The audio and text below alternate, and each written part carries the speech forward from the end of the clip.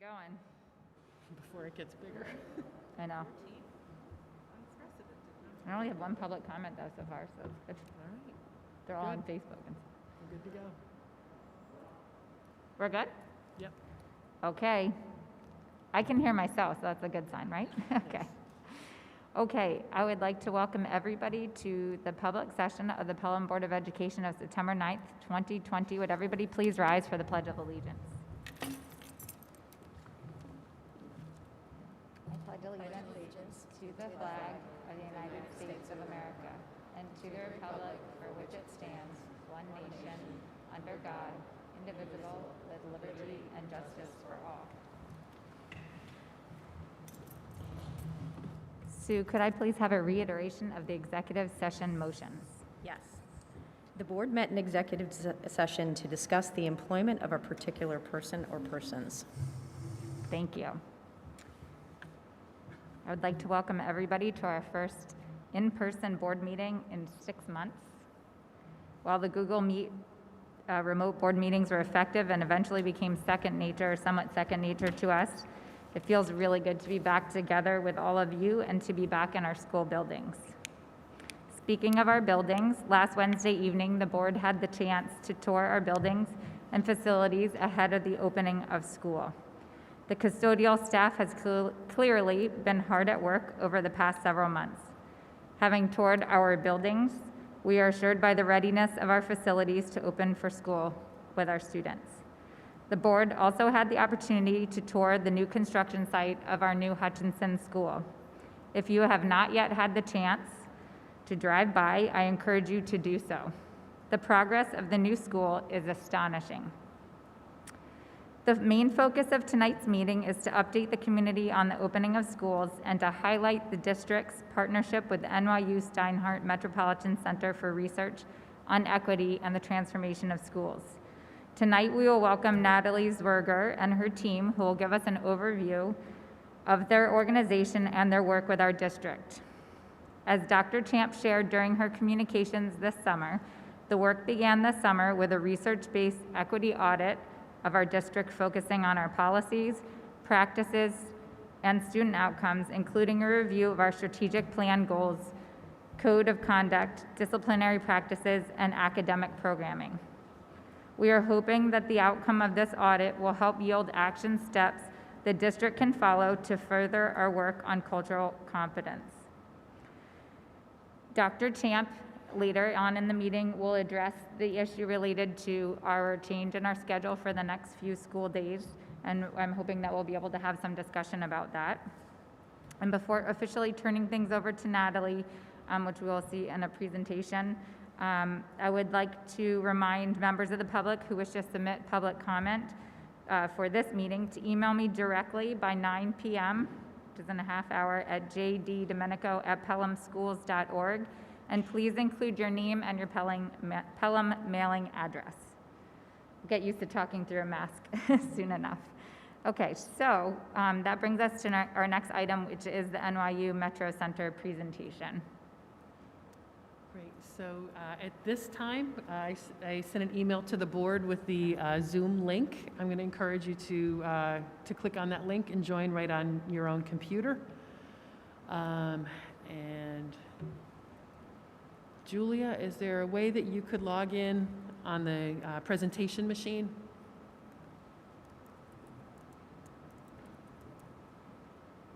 It'll take just a minute. So this is a Zoom. I know we're used to Google Meet, but if you click on that, you should be give you the option to join in very shortly. So thanks to Steve Ravita, our AV guru, Chris, who's here with him tonight, for trying to come up with this creative tech solution for how we might run tonight's meetings, but then also have a remote presentation.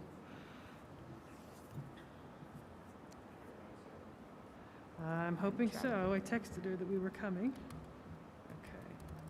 There we go. There she is. And I think Steve has told me we all need to mute. So.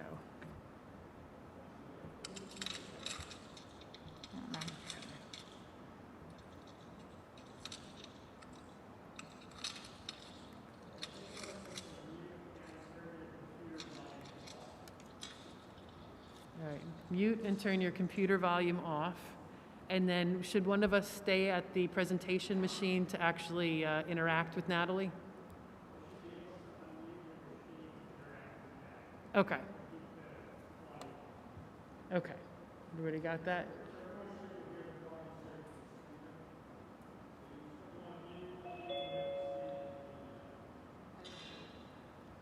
Okay. We should be able to hear through the speaker, so that's why we can stay muted. All right. Let me try that. Hi, Natalie. Ooh. Yes. Good. We're trying to work out some very interesting technology on this end, but I think we're good. Yes, we can hear you. So thank you so much for joining us tonight. Everybody muted? That sounds like somebody's not. I'm hearing it from.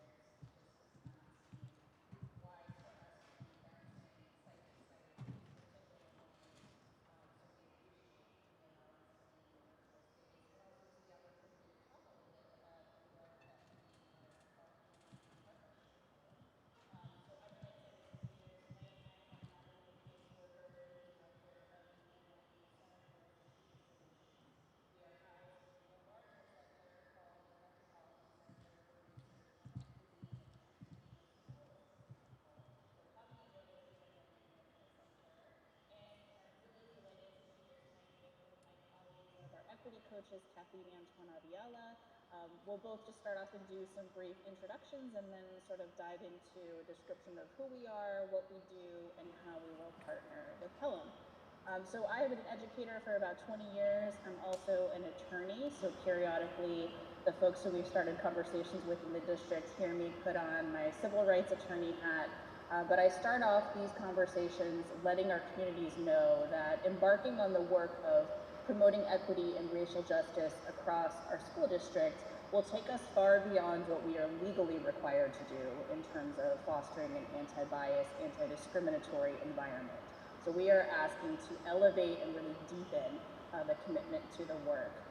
So you understand my positionality as I enter this work as a facilitator and consultant. I am a white Puerto Rican cis hetero woman, and my pronouns are she, her, hers.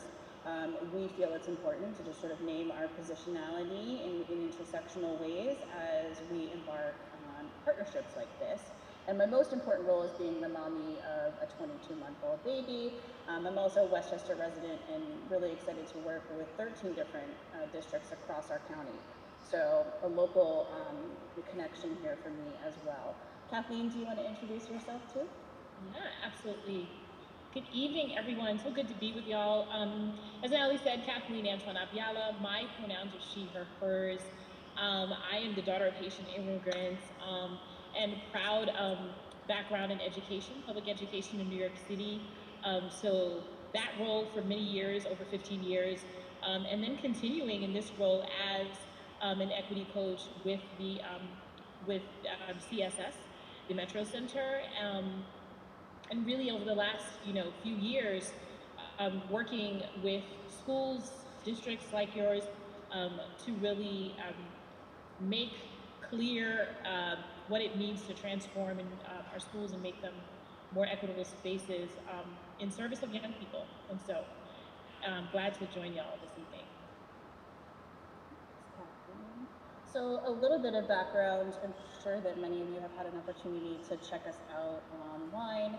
The Metro Center has been around for 4+ decades, actually, within the Steinhardt School of Education down in NYU.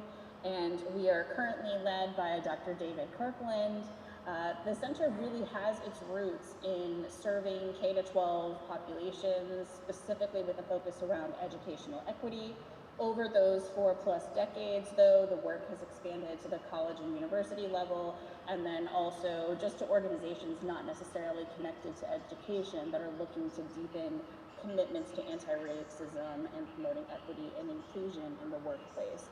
What is most unique about the Metro Center is that we are both a research institution and a professional development and technical assistance center. So it allows practitioners like Kathleen and myself to be informed by some of the latest research on educational equity around the country. We are a national center. CSS, the Center for Strategic Solutions, is the arm of the Metro Center. Sometimes you need a map to get around the bureaucracy that Kathleen and I work for, and I'm the director of this center. We are a national center that works with a variety of districts, all kinds of demographic sizes. Our largest partnerships are the New York City Department of Education and Detroit Public Schools, but we have worked really all around the country in a number of states, which is important to note in that it informs the lens we bring to the work with really being aware of a lot of the challenges that you can encounter and taking a look across a system that's trying to deepen its work and commitment to equity and inclusivity. But also it brings us with a lot of the best practices that we are able to then share with our partner districts in really thinking about the ways to advance this work forward. The approach that we take is what we put in place today in 2020, we are hoping to be sustainable. So we want this work, this equity infrastructure that we are fostering to outlast the tenure of the current board, to outlast the tenure of current district leadership, so that what we're putting in place is still there in 10, 20, 30 years, and has really become essentially embedded in the fabric of how Pelham as a district operates.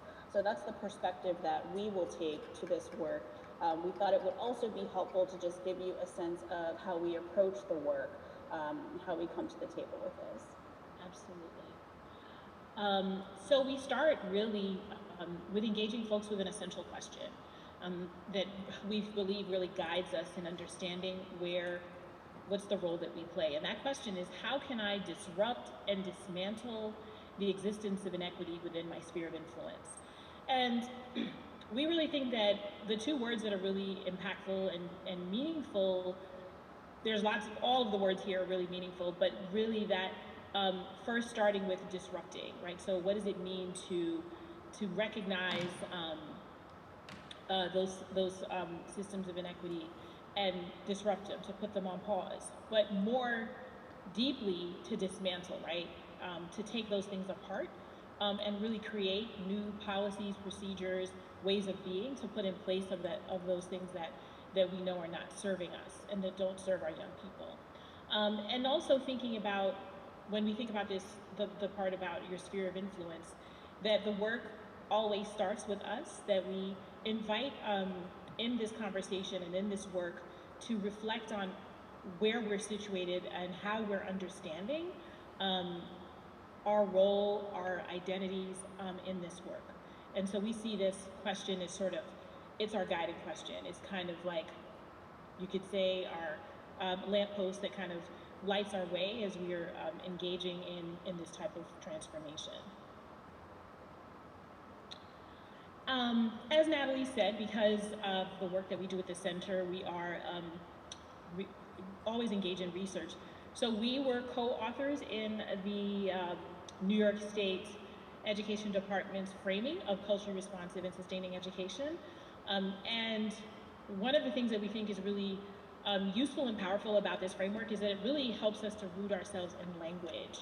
And so we start with equity, right? We want to, the work that we're doing as a district is about creating more equitable environments. So understanding what equity means, that equity is the state, quality, or ideal of being just, impartial, and fair. The concept of equity is synonymous with fairness and justice. But what we think is really important here, and we just want to highlight, is that for this to be achieved and sustained, equity needs to be thought of as structural and systemic concept, not as idealistic.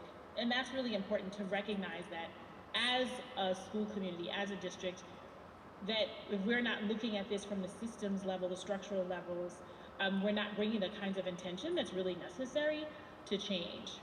And further, as the definition offers us, that this is a robust system, it's dynamic process that reinforces, replicates equitable ideas, power, resources, strategies, conditions, habits, and outcomes.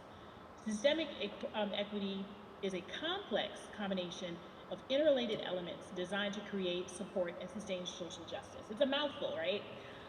But I think, again, what's beautiful about this definition, or what's really powerful, is that it speaks to what's robust, what's dynamic, and even the image that accompanies it offers us an understanding of that we all play a part. So again, thinking about that essential question is that where am I positioned in this system, right? And how am I engaging, right, towards that end? And then further, so what does equity mean in terms of education? Educational equity means that each student has what they need to define, experience their own success, experience joy in everyday learning, in learning every day rather, and see themselves reflected in the content of their learning as well as the educators who serve them, right? And so we're thinking about how are we providing that climate? How are we bringing attention to a climate that attends to race, ethnicity, language, culture, gender identity and expression, sexual orientation, religion, disability, and socioeconomic status. And then finally, in terms of concepts we want to sort of ground ourselves in today, is that racial justice is the systemic fair treatment of people of all races that results in equitable opportunities and outcomes for everyone. All people are able to achieve their full potential in life, regardless of race, ethnicity, or community in which they live. Racial justice or racial equity goes beyond anti-racism. So again, not just about what we're against, but what are we for? So a culturally responsive sustaining education framework should move us from reactive posture, right, responding to harms, to a more powerful, proactive, and even preventative approach. So what does it mean to cultivate an environment where those harms don't take place? One of the things that Kathleen and I will all often say is,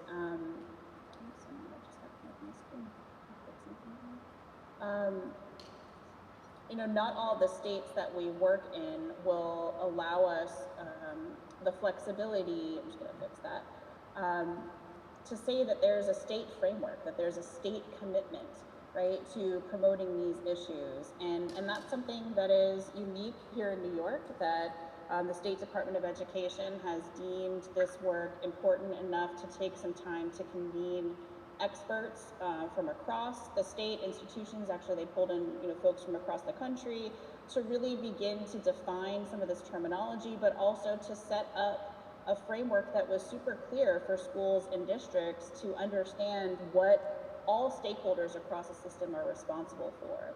So when you go to State Ed's website and you take a look at that CRSE framework, you're going to see that it's actually section by section what each of these stakeholders is responsible for.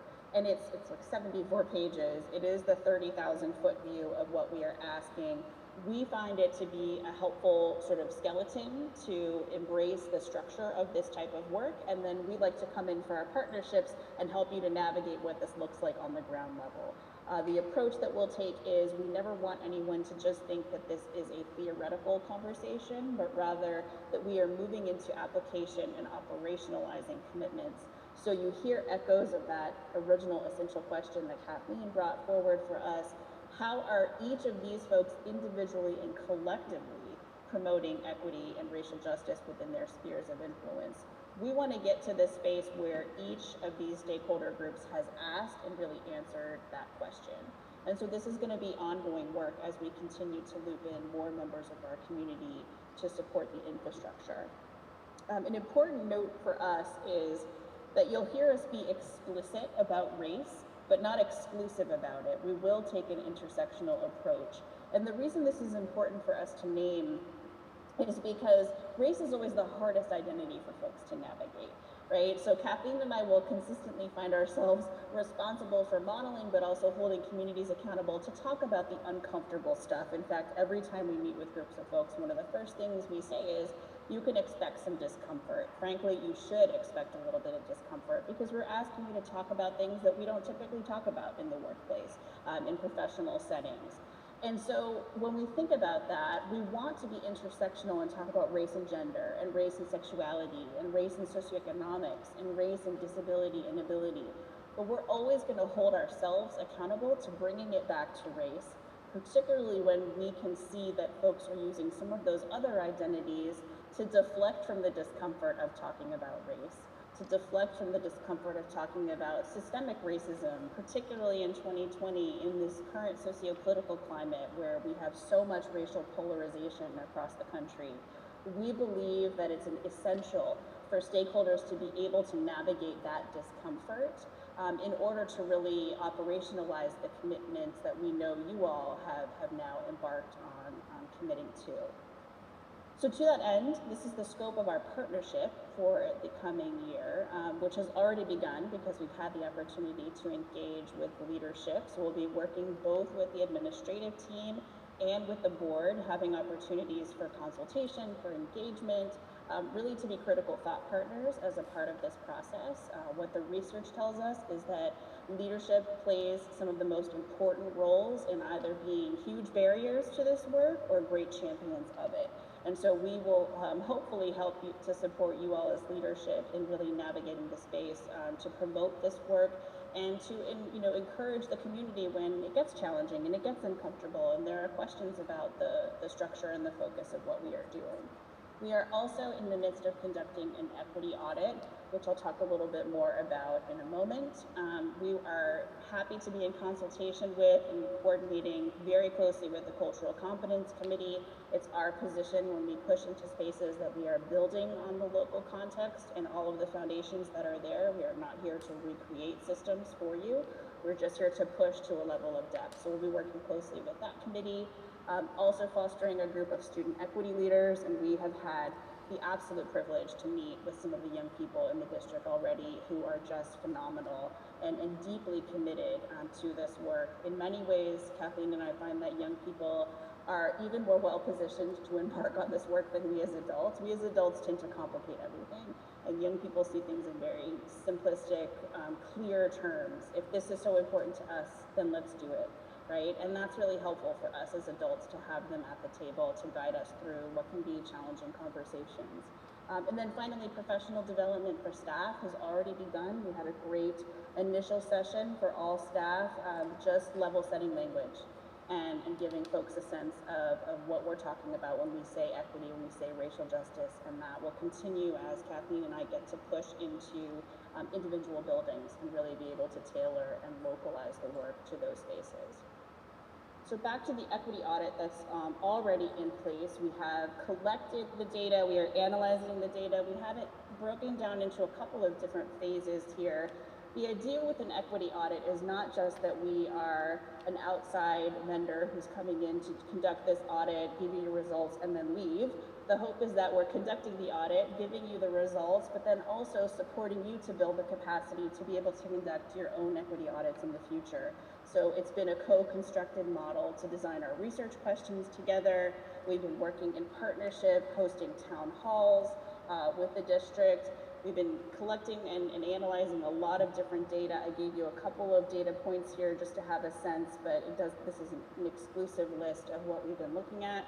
What we wanted was a combination of both quantitative data and qualitative data. So you'll see that we're going to take a look and offer some recommendations around achievement, suspension and expulsion, special education identification and classification data, AP and honors course enrollment. All of those data points, of course, disaggregated by race, by gender, by other subgroups where available.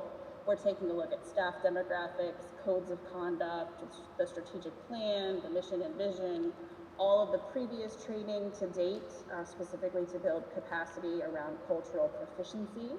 And then we knew that some of this stuff would not be able to happen until school began. So deepening our looks at curriculum and then hosting some town halls with staff is going to be something that will continue to take place in the fall, as well as just more opportunities for us to engage with students. Thus far, we've been able to speak with the board, with administrators, with students, with a great set of intergenerational alumni and families, which has been fantastic, but we always want to make sure that we're incorporating more and more of that dialogue. with the goal of getting, the lived experiences of folks in the district to pair with our analysis of the other data points that we are looking at. So in a future meeting, we will present some of our findings to the community and then also a set of recommendations to help sort of clear a path for how to continue operationalizing but deepening these commitments over this year and really the coming years. And that's how the equity audit will manifest. In terms of just getting a sense of some of the tools that we use and the approach that we take, we thought it might be helpful to direct you to our CRE hub.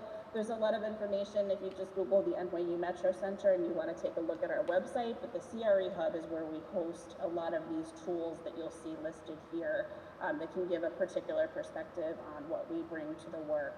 And we're looking forward to continue to engage, so you can find Kathleen and my contact information on our website.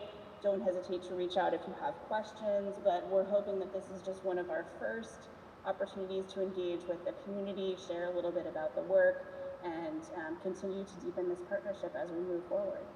So thank you so much for having us this evening. Thank you, Natalie. I know there was a question put in the chat. I'm hoping you can see that. Yes.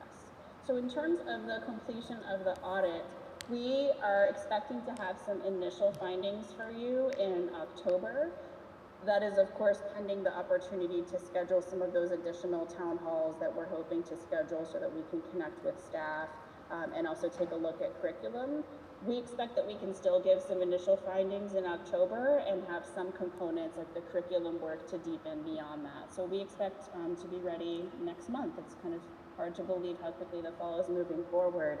We'll also be transparent about the structure of how we conducted the analysis, give you some of the questions that we were looking at, again, so that these practices can be replicated by the district in the future.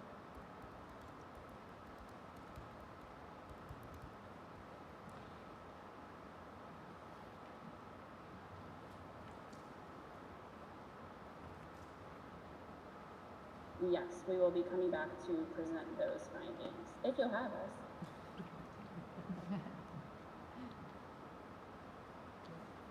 Does any of the board have any additional questions, either through the chat, or if you wanted to just ask the question, you can unmute and ask it directly to Natalie and the team.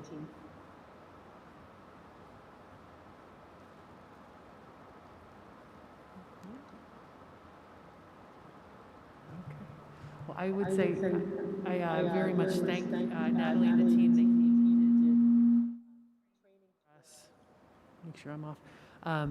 On opening day, we did a session for all staff. We had every employee in the district attended the training for an hour and a half long and really substantive, high quality introduction to their work, to anti-racist practices.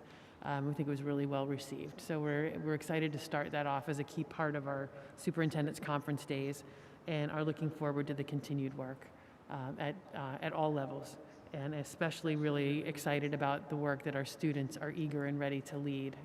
As Natalie mentioned, at the high school and middle school, we have students who have come forward and really expressed their desire to be strong voices in that. And I think that's the voice that we need in directing this work in a way that's going to work for Pelham. So thank you, Natalie and your team. Really appreciate you guys coming to us virtually tonight. And we look forward to having you back. I think we're slated to come back at the second board meeting in October with the audit results. So we'll look forward to seeing you guys then. Perfect. Thank you all so much. Stay safe, be well. Great, thanks. Have a great night.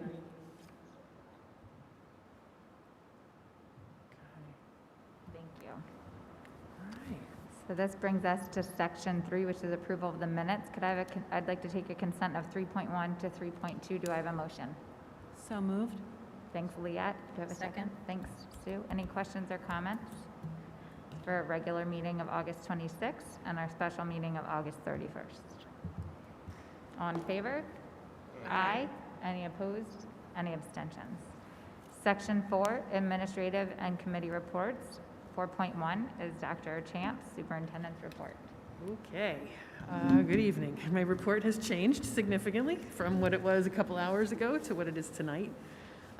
But I do want to, I will highlight a few things that have been in place heading into tonight, and then certainly want to talk about where we stand as of today. Really appreciative to our custodians who have spent an incredible amount of work this summer preparing our buildings, our facilities to be ready to open. And Jim and John Condon, our Director of Facilities, are going to be sharing some details about that tonight in Jim's report. So we're looking forward to highlighting the work. They really have, actually they got started way back in March when we were all closed. They were here through all of the closure and starting to do a tremendous amount of work. Facilities projects that had been in the hopper gave us a head start there, but then also allowed us to be able to prepare for what was intended to be our opening tomorrow in person. Although that has been delayed at the moment, we have every intention of getting to that point. We were really excited to be ready to go with the hybrid. So we'll talk some more about that. But thanks to the custodians for all the incredible work. I want to thank the administrative team who worked throughout the summer tirelessly to prepare the 3 different models that the districts needed in place. And I know we've talked about that in the past, but I just want to again recognize them and their incredible efforts. They've continued to lead as we've gotten ready, and the rubber's been meeting the road, and those final problem-solving issues that have come up as we brought staff back and as we prepared for the days ahead. So they've continued just to be an outstanding team. Thanks to our PTA Council, who's been incredible partners in helping us, especially to find volunteers. That's a key piece of what we'll be looking at the elementary level when we are able to open in person, as we need parents to help us with supervision of lunch and recess in particular. So thanks to them, thanks to Pelham Together, who's also jumping in to help with that tremendous amount of effort. And thanks to the parents who have already been willing to commit. Still looking for more volunteers to do that. It's a lot of fun. You can come out and hang out with kids for like an hour a day. It's probably the highlight of the day. So definitely looking for more volunteers as we continue to prepare for that to happen. Again, I want to thank my cabinet too for their leadership through the summer and through the opening. It is a moving target on a daily basis, especially in terms of personnel, which Dr. Garcia is going to mention later on as well. As soon as we hire a monitor in Mr. Ricky's office, they leave. As soon as we hire substitutes in one office, they leave. So it's a revolving door, but we're very thankful for the position that we're in. Things could really be a lot worse. We know many of our colleague districts are dealing with even more in terms of that. So we're appreciative to them and to their offices for managing that work. And certainly want to as well thank our teachers who completed 4 superintendent's conference days over the last 2 weeks. And it was great to have everybody back. I know everyone was nervous at first, but you could see as each day went on, as the learning occurred, as the relationships got reestablished and reconnected, folks got more comfortable in the environment, we were poised and ready to go. So that was just all the more sad for us tonight to have to make the decision that was made. But it is something that we are ready for, looking forward to, and again, still committed to getting to as soon as we possibly can. Couple other quick items I just wanted to touch on. I think most folks know at this point sports. The start of sports has been officially moved to September 29th. It was moved to the 21st by the state, and then Section 1 decided to postpone till the 29th. We got additional press releases this evening that I haven't even had a chance to read yet, but the section is continuing to make decisions about various athletics programs, so that information will be forthcoming from Chris Hodge, just to keep folks updated on that. We do anticipate Section 1 may make some additional decisions next week as well, but they did issue a press release tonight related to, I think it was football, cheerleading, and volleyball. So information will be coming out there. One item that I will say, I don't know if folks are really too aware of this, was something that was sprung upon us this week. The governor in his daily or regular updates did note on Monday that the Department of Health is putting in place a new dashboard for tracking COVID cases around the state. That was news to us, that I think press release or the conference was maybe around noon, and then around 12:30 we received an email saying, "Oh, superintendents, there's a webinar in an hour about your new responsibility." And so those of us that could were able to jump on and learn about that. And so we now have the responsibility of reporting COVID data at the school level every single day for every school in all districts in New York State. And if schools are doing testing, that's part of it as well. So that's something that we're still figuring out, but that's something that is going to be ongoing. So my guess is you will see those that dashboard starting to populate from across the state, and hopefully that will be of assistance to the Department of Health as they work with schools to manage this next phase of education. So I think that covered my big pieces. The other department I wanted to highlight too before we move on is our technology department. John Sabalos and his team have, again, as well as our custodians, our administrative team, been nonstop since school started and have troubleshot. They've done the work of probably 10 times the staff that they have. So our rooms were all outfitted with web cameras. They've been running professional learning sessions for teachers, on-site support. It was great to have Alicia Gallagher, I know that's her maiden name, Del Mastro, thank you, who has been, folks may remember that was the new position we created in the budget last year, an instructional technology teacher for the elementary level. Given the unique setting that we've been in, she has been a key instructional coach and support through this and is going to remain in that capacity. And she's just been phenomenal. She understands the elementary curriculum, she understands the instruction and pedagogical approach, and is a very respected and trusted member of the faculty. So she's been doing really just a great job to help support the technology team. So finally, I want to turn to the big topic of the night. And, you know, I just want to share some of what out in the press release. I don't think this is news, but just in case folks hadn't heard. Today, we were made aware of a large number of students, high school students, as far as we know, still looking into the full details of that, but a number of students, predominantly high school, attending parties in the woods over the last 2 evenings. The video that we were shown really gave great concern to us. I know that we all know what's going on in many colleges around the country. Large events are happening where students are not exercising social distancing, not wearing masks, and conducting some risky behavior in that sense. And given that we're still in a public health crisis, that information came to us and we felt that it was necessary to act. So as I think everyone knows at this point, we unfortunately have to shift to virtual learning for these next 2 days while we continue to investigate, continue to work with the Department of Health, and continue to contemplate next steps. Certainly I know the board would like to have a conversation about this evening. So I wanted to share some of the details that got us here, and see what questions the board may have as far as this particular situation, next steps, and what may face us moving forward. At this point, again, as I said, we made the initial determination to physically close, but to open and remote for the next 2 days.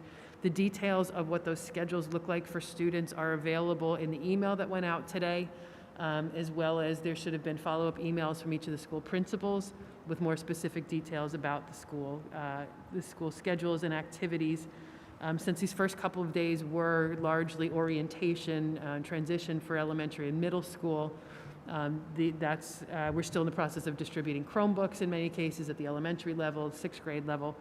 So it will be a lot of that kind of activity. We may not be able, we're diving into the normal, the full virtual schedule at the high school, but it will be modified at the other levels given the nature of what these next couple days look like while we get everyone fully equipped for what they're going to need. I think, where we are, where all districts are, and I have said this before, and I will say, this whole endeavor is really Herculean. It's a monster of a task. At the same time, I think amongst superintendents, we all recognize it's a very fragile situation. And we have 3 different plans. Anything could change at any point in time, even with the best laid plans. And that's the point at which we are at. We had planned tomorrow to bring in 875 students to the middle school, high school campus, to bring in 50% capacity of our students, as well as our full staff. So that's 1,500 students, 400 staff members for the first time all in one place to start this experiment of what fall school was going to look like. Given that no school, certainly in New York State yet, other schools in other parts of the country have, we have not.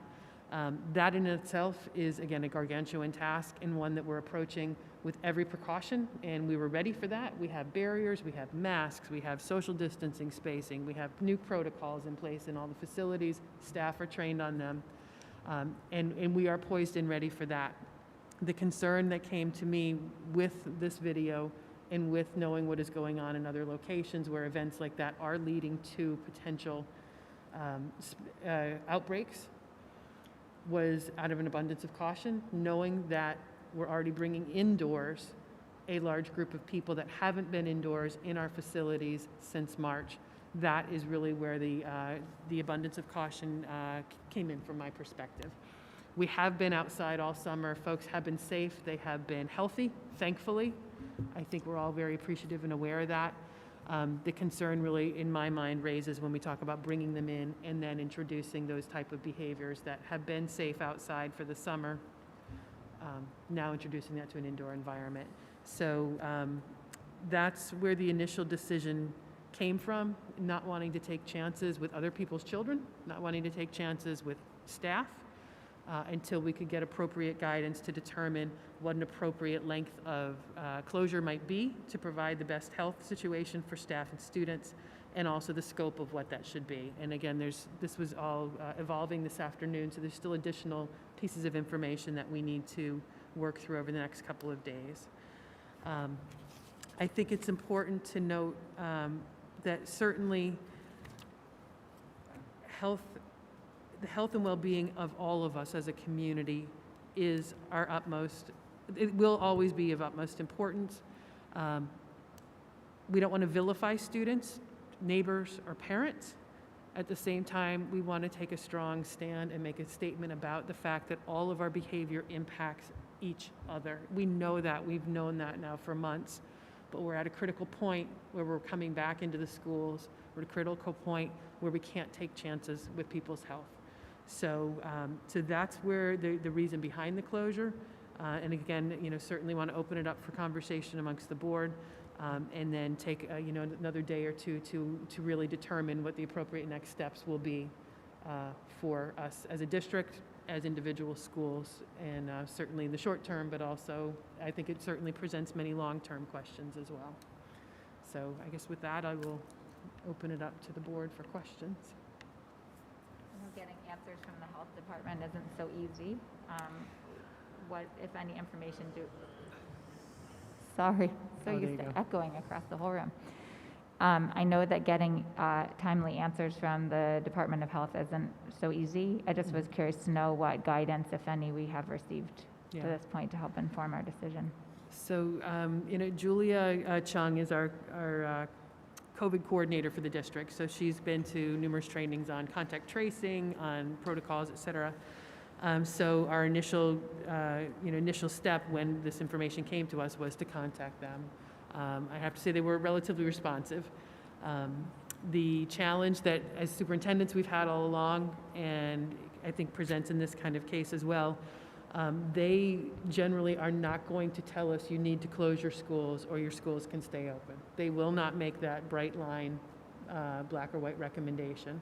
They'll provide guidance to us, recommendations based on the science, based on health concerns, but then ultimately turn it back to the districts to make that determination. Julia, was there anything you wanted to add to as far as contact tracing or Yeah, I mean, I think guidance? the challenge here is, when you have a small group of people and they gathered and we know who they are, and if one person tests positive, certainly contact tracing is much easier and you can ask them to quarantine. And if one member of the household, especially a younger person in the household, and they have to quarantine because they were possibly exposed, typically what you would want to do is isolate that person in the house, in their own room, using their own bathroom and all of that, and try to keep an eye on them. But given that we're talking about children, that's very difficult to do. So you would hope that the whole family will kind of quarantine with the student. Obviously, you have to watch for symptoms, figure out, because you don't know if you're exposed, you will want to probably go for testing, but typically testing, you would want to wait about 4 or 5 days after exposure. So I think what complicates this situation is not knowing which students were there, and not knowing, being able to tell all the families, please, we need you to quarantine so that we're not exposing anybody else. Those kids who are in the woods also have siblings, younger siblings, and so I think that's the challenging part of this. Yeah, and I appreciate that. That kind of addresses what I was looking for. Did the Department of Health have any recommendations for us? They kind of similar to what Julia said. If a student is, if anyone is exposed or potentially exposed, their recommendation is a 14-day quarantine. The tricky part here, and I think they wouldn't go maybe as far as they would have in a situation where we had a specific case, is because we don't have a specific case in this instance. We have a large group. We have the potential of exposure. But because there was not one specific case, it was difficult for them to make more specific recommendations. But what they did say to me was that, in looking at it, if the district did decide to do to quarantine either those students or to shift to remote instruction, that they would support that. And they would support that as much as up to 14 days, given the normal quarantine protocols. So worst case scenario, we'd be in remote for 14 days because of this one event? Yeah, that is a potential. Yeah. Dr. Cham, could you talk a little bit about, because the Department of Health is not going to give us specific direction, nor is the state of New York. So you mentioned a couple of things that will go into this decision. Can you talk a little bit more about what different factors might go into making a final decision? Yeah. Generally, we're going to look at, how many, in this case, there was, we don't have a specific number of people that were there, but we know it ranged anywhere from 50 to upwards of 100. It was a couple different nights, close contact. We know that there was not social distancing, those kinds of things. So, that, I guess, for us presents the question of now we're introducing, let's say 100, just for sake of argument, 75 to 100 people into the environment that may or may not have been exposed, now to all these other people who haven't been exposed, as well as staff who haven't been exposed, some of whom do have more additional health risks. So those are the things that we're trying to weigh out. The incubation period of the disease itself, and again, we recognize that it's very low in Pelham. I think that's we have to be honest about that. We're not trying to be reactionary or overly emotional about this. The other piece I think that we have to weigh, we have unknowns around. We don't know if anyone was asymptomatic or symptomatic. We don't know if anyone there is positive. We also don't know if folks who were there traveled to other states where there are travel bans. We've heard through social media and through the grapevine that there are families traveling and that they're planning fully to come to school. They were planning to come to school. So again, those are unknowns. We can't identify every child that was there. So we can't track each one of those cases down. So it adds a lot of unknown variables that are adding risk. And that really is where we're coming from in making this decision out of the abundance of caution, because we have so many unknowns and don't want to, as I said before, to put other people's children at risk or other staff at risk.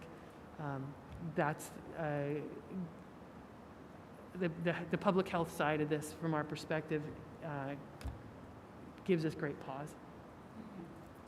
I have one quick follow-up question, which is that many of us at this table have kids in college, so we know that we as families and students as individuals in colleges and maybe some high schools, I don't know, have been asked to sign agreements, basically agreeing to certain protocols of behavior as an individual and as a family. And is that something that we might consider to reiterate how important community behavior is in cases like this? Yeah, I think that's a great idea. In my initial conversations with the two principals from the middle school and high school, that idea had surfaced, and I think that would be a wonderful approach for us to consider. And especially we do have, we have a full remote option, and we have a hybrid option that we're hoping to put in place, tomorrow. You know, a compact like that, if children want to be able to be safe and be able to come to school, to have them commit to behaviors that are going to enable that to happen safely, and then knowing that folks that are not in a position of making that choice, that we have a full remote option, I think a compact combined with those options could provide a potential solution to this. And I know, you know, we're not in the business of telling people how to parent their children or how to run their families, nor do we want to become the police of the world and the police of the community. That's not our role. It's not a tenable position for us to maintain as a district, nor do I want videos on my desk every Monday morning. Let me put that out there too. We're not here to police the world. But we do have a responsibility to our staff and to our students to make sure that we can minimize risk and provide a safe environment. And that's the challenge of where we are right now. So, you know, I think this situation certainly presents to us, and this is maybe, I guess, where I was wishing there would be more guidance from Department of Health to come back around to that. There's really no specific metrics, there's no specific protocols, no specific guidance, unless you get a confirmed positive test. That's where we've got flow charts, that's where it's clear, but anything outside of that is really up to the district to navigate, unfortunately. I think that Pelham has always been a community where people are here for each other, and right now we're all actually responsible for each other's behavior. And we're in a situation where we as parents and our students need to take that responsibility for each other very seriously. So as a district, I agree with Sue that if we're able to set out our expectations without policing people's behavior, but letting people know, here are our expectations for how we're going to engage as responsible community members and be able to have the great joy of seeing each other in school, that people will understand what's expected and what the consequences are if they don't engage in responsible behavior. I also, just to piggyback on that, I think, you know, we've gone to great lengths to try and protect the school environment. You know, a great deal of thought's been given to how we can safely hold classes, how we can, when we're not here, the kids can remotely join their classmates. What we can't control is behaviors outside of school. And that's really the problem we have here. So I know that, I presume it's still the case, that we ask athletes to sign contracts around behaviors off campus. Mm-hmm. And, you know, if they're caught doing something not on the contract, they're, you know, they receive suspension or whatever the punishment is for that offense. I don't think it's, given the seriousness of this pandemic, I don't think it's at all out of line for the district to ask the same thing of all the students. If they don't want to, if they want to engage in risky behavior off campus, it's putting everybody at risk. And so they should be willing to, and the families too, because it's really the whole family that has to be willing to engage in this. If they're not willing to sign that, we do have a remote option available. So, you know, it's to be able to come back and see your classmates in school, you know, you need to be able to behave yourself when you're not in school as well. Right? So I think the contract, I hopefully, you know, I'm sure our lawyers will have things to say about it, but I hope that people take that seriously, because, you know, if we have more incidents like this, I don't know how we're going to continue to be in school. I don't, you know, I can't see it. If we have a woods party every weekend in the fall, I don't know how we're going to be able to continue. I mean, my kids went to the woods too, and I heard about it 5 years later, but it wasn't the same, you know, the risk wasn't the same risk. There was other risks, but it wasn't this risk. John, to your point, is my mic on? Yeah. Hear that? There you go. To your point, if anyone is showing any symptoms at all, they are strongly encouraged to get tested too. And please, the tracing factor too, you know, look back as to who you were with over the last 3, 4, 5 days, and please communicate with one another, because the last thing we need is to have something spread more so than need be. So please, if any of your children are showing any symptoms over the next few days, you have to get tested. And it's so easy. There's so many different locations around, and it's free. So please, don't hesitate. Just go right to it. You'll benefit the school, you'll benefit our town, you'll benefit our community as a whole.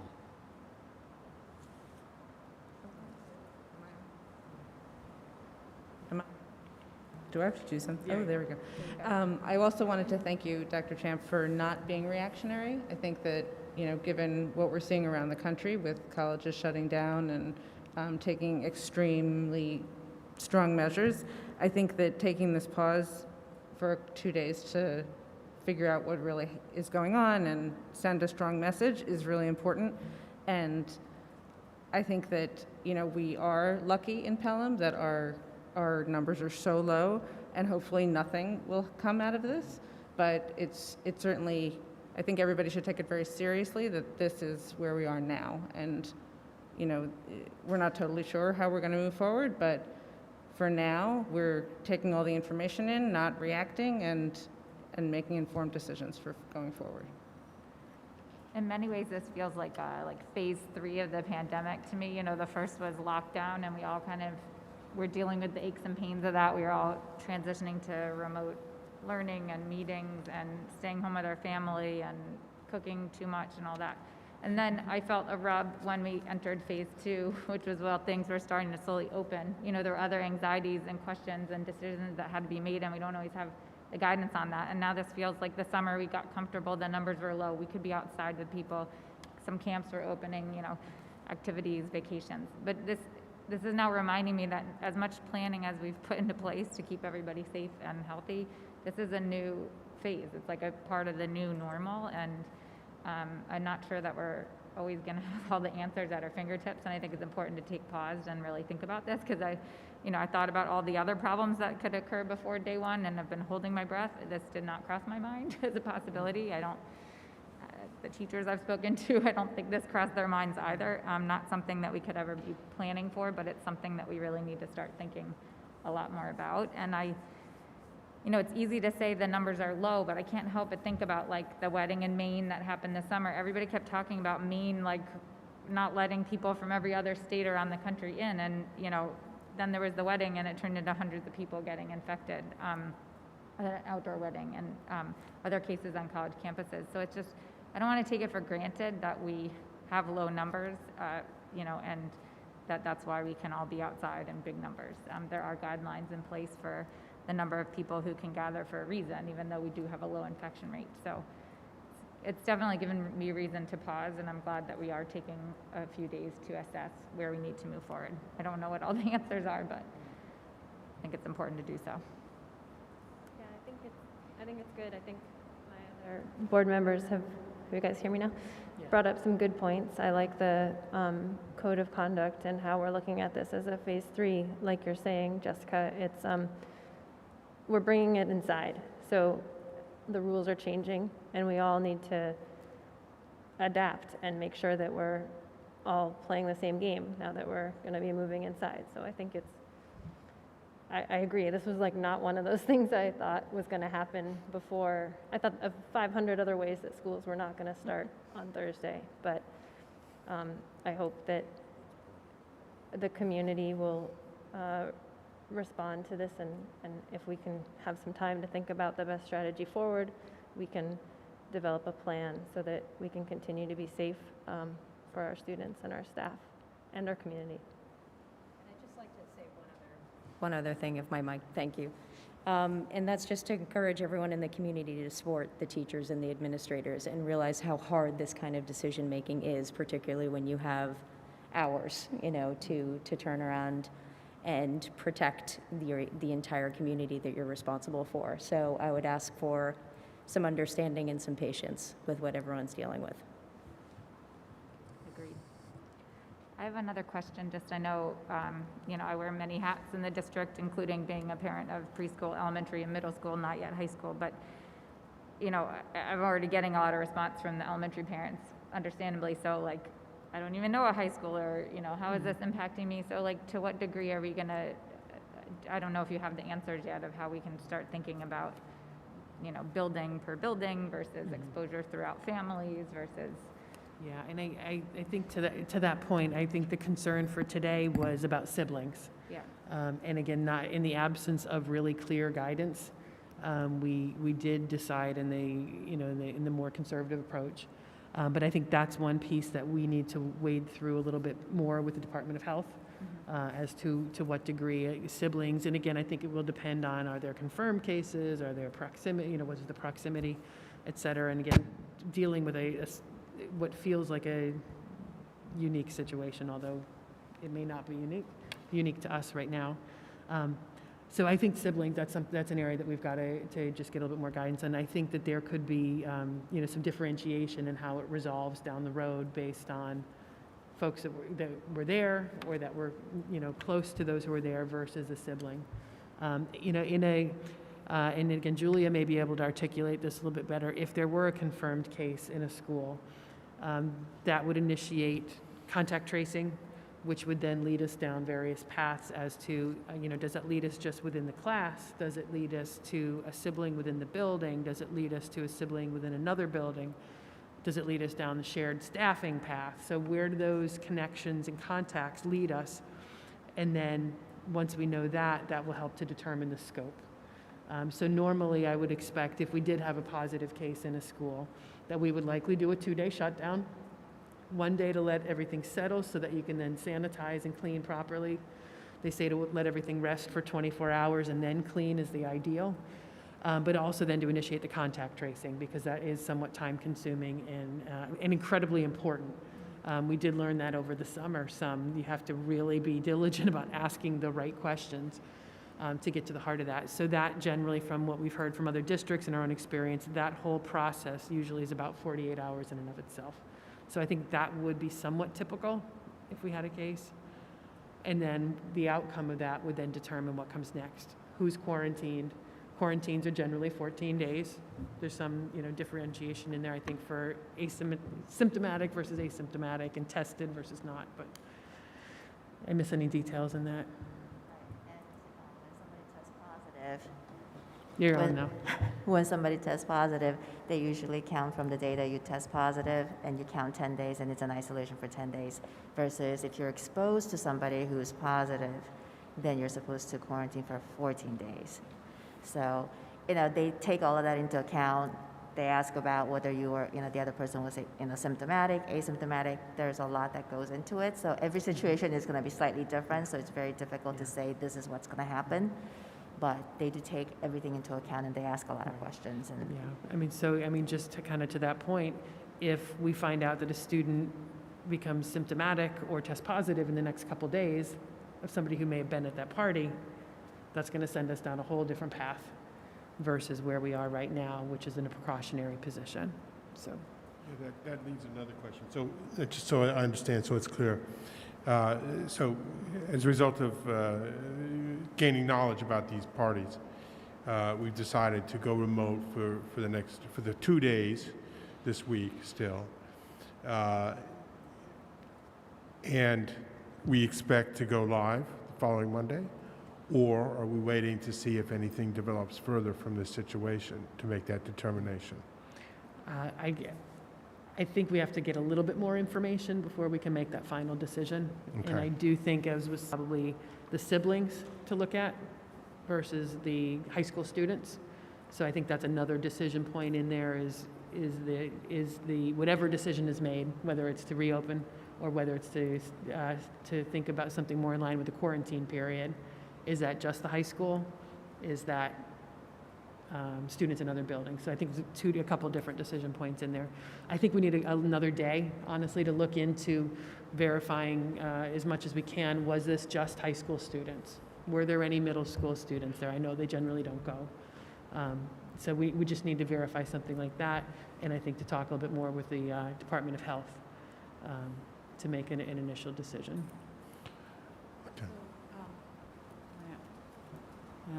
So, as the mother of recent high school knuckleheads,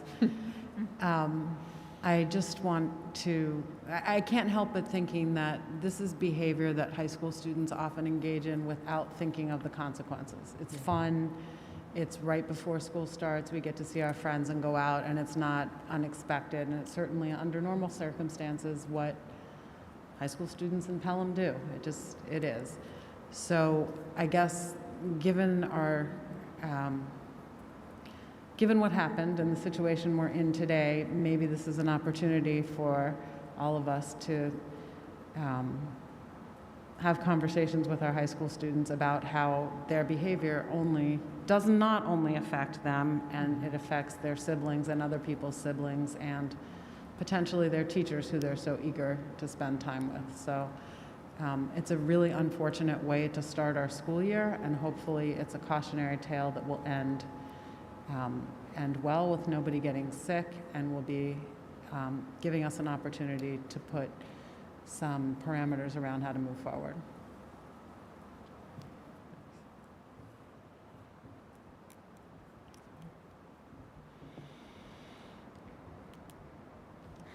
Does anybody have any other questions or comments? Talk about, That was the end of my report. okay, talk about real-time business, right? That's when Yeah. you're planning for one meeting, other things happen, right? Yeah. So- Okay, so this brings us to 4.2, which is Board of Education Committee reports. It's my understanding we had Vinny, do we have an audit committee meeting at one point since we met? We did, and we, about a week and a half ago, we got the audit committee together, and we just went over a couple of preliminary things with the anticipation of the report coming in the near future. So it was concern about the costs associated with COVID, what is it costing the school, breaking down the detail. Jim had a very thorough list of all the costs associated, but more just getting ourselves ready for the soon-to-be received auditor's report. And it was a relatively short meeting. Thank you. Well, I know we have a policy that we're going to get to later on. Are there any other committee reports? We had a safety committee. Oh, yes. Do you want to cover that now, or we're going to you soon? Do you want? To push Chris, or are we okay? I could talk about it. We'll get another brief meeting related to COVID and reopening. A large part of our time was talked about safety and evacuation drills, just what we want to do and how we're going to move forward for the year. Certainly a different type of year for all those procedures. Okay, very good. So this brings us to 4.3, which is Assistant Superintendent's update on authentic learning. Sure. So good evening. It's nice to be back, seeing people again in real time. Before I get into some specifics about the work we did over the summer in professional learning, I just want to update the board and also the community. Throughout the spring and throughout the pandemic, we continued hiring. We, I think, did a very good job with the administrators in recruiting and interviewing and having demo lessons, all virtually with all the candidates. We hired 13 new probationary teachers. We also hired about 4 leave replacements. So really, I think it was a successful experience, and we continue to follow that practice, interviewing candidates and really making sure we hire the most highly qualified people we can find to work with our kids. We do have 3 outstanding positions because we've had 2 resignations 7 days ago, actually, in ENL and also our Latin teacher, which is, we're sorry to hear. So we are actively recruiting for those positions and finding some opportunities to bring in new people. And also our chemistry and AP environmental teacher is also taking a year leave. So we've been actively pursuing replacements for that position as well. However, it's still ongoing. So those are the major positions which we're still looking to fulfill. So that's the personnel front. Just academically and also in terms of professional learning, the administrators and teachers really did a wonderful job towards the end of the summer in providing about 44 hours of professional learning for all our faculty and staff. Many teachers were involved in this, not just teaching it, but also participating because they wanted to prepare for the new school year and basically sort of the unknown distance learning, hybrid model. And they really spent a lot of time looking at new ways to interact with our kids. Learned a lot of lessons, obviously, from the spring, but then bringing that forward to try to inform what type of new skills our teachers need to acquire. So I want to thank all the administrators and teachers who worked on that. Some new programs that we're bringing into the program, the system this year, really focus on more interactivity with the teacher and also the child, who may be working remotely and also in the current hybrid environment. So programs like Dreambox Learning, Nearpod, Pear Deck, Kami, Flipgrid, Renaissance Learning. Those are some ELA and some math programs, but really try to draw in some more interactivity between the child and also the teacher, which I think was kind of lacking last spring. So really want to focus on that with the teachers. Also with our TC, or Teachers College, Readers Writers Workshop units, some modules have now moved online. There are new videos which are interactive with the children as well, and also for parents at home. That's going to be very helpful to kind of set up some lessons asynchronously for children. So we're excited about that. And also our Math and Focus program, which has really been, I think, a good movement forward to kind of bring the new standards into play at a really high level for children, has now really created this new online component for teachers and also for kids, which we did not have last year. So there's been training involved with that as well. Many of these experiences were also replicated the past 4 days for teachers who didn't participate over the summer. So that's really been important for us to make sure that we capture those who didn't actually meet with us the past 2 weeks. So the past 4 days have really been important. We thank the community for giving us the time to kind of work with teachers and make sure they're prepared and feeling more comfortable. That said, they are anxious, right? There's a lot going on. There's a lot of new learning that they really were acquiring the past few days. But really our administrators and also our teacher support staff, our staff developers, are there to help the teachers whenever they need it. So that type of support is ongoing and it doesn't really go away. Two important things that happened the past 2 weeks: having teachers get trained in the new digital camera, which would be that the live streaming, kids will be able to watch from home. That was an important new skill that the teacher have to get used to, but also more work with Google Classroom and making sure that the teachers really understand all the capabilities. And I think it's been, the past 4 days have been, I think, very active for the teachers, but I also think it's very satisfying in preparing this new environment. Tomorrow we go to a different environment from the original environment we thought, right, with full virtual, but then again, we will eventually move back to the hybrid. And this is a huge learning curve still for our teachers.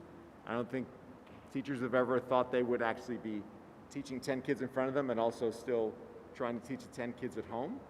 So I ask for their patience, for parents, to just kind of understand this is a new experience for us also as well, and that your feedback and will definitely help us grow in this new environment. And when we do, if we ever move to a full virtual environment for whether a short period of time or extended period of time, we have new schedules and new structures, the elementary level and also the secondary level, to actually make it more synchronous and more experienced, where the teachers will have more direct contact with live experiences with the children. So we spent a lot of time building that up as well this summer. So those are major aspects of my report. I also just want to say one thing. I wanted to congratulate Irene Basu. She is now I think a 9th grader. So she was recognized as one of the 300 Broadcom STEM Masters of Science scholars. There aren't that many in the country. She really is, she's an extraordinary person. She actually did her study, the project was called the Antibacterial Effect of Magnificent Tiny Particles, and the AG is kind of part of the periodic table. I think it's about silver. So I mean, I have little understanding of it, but I know that the group and Society for Science and the public really recognized her work. We congratulate her, and also we congratulate Mrs. Maria Buckley, who led this group. This has kind of been a work in progress, because when we think about our science research program at the high school, It is pretty expansive, but I always ask the question, how come we don't have this experience in the middle school? Well, now we have kind of a feeder system, and the work that's been done with Maria Buckley and all her students, and of course now with Irene, who did a wonderful job, kind of exemplifies the hard work that's been put in to try to model that experience, prepare the kids for the more science research experience later on in high school. So that's my update for tonight. Thank you so much. Okay, so the next item is 4.4, Assistant Superintendent's Update on the Whole Child.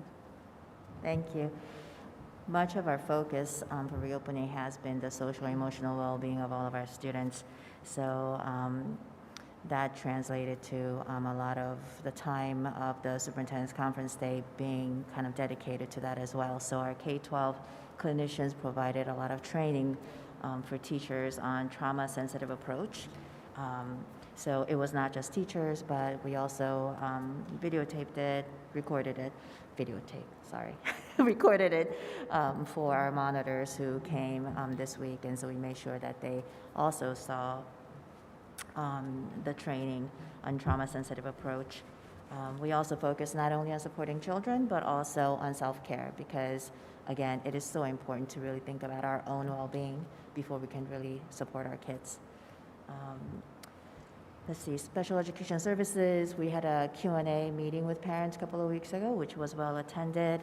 We have the video from that meeting and also the Q&A questions that I put together on our reopening website page. So if there are any parents that weren't able to join us, please feel free to go to our reopening page and view the recording. We're going to have a SEPTA meeting on September 22nd. 2 weeks, I guess, from yesterday at 3:30, which will be a meet and greet.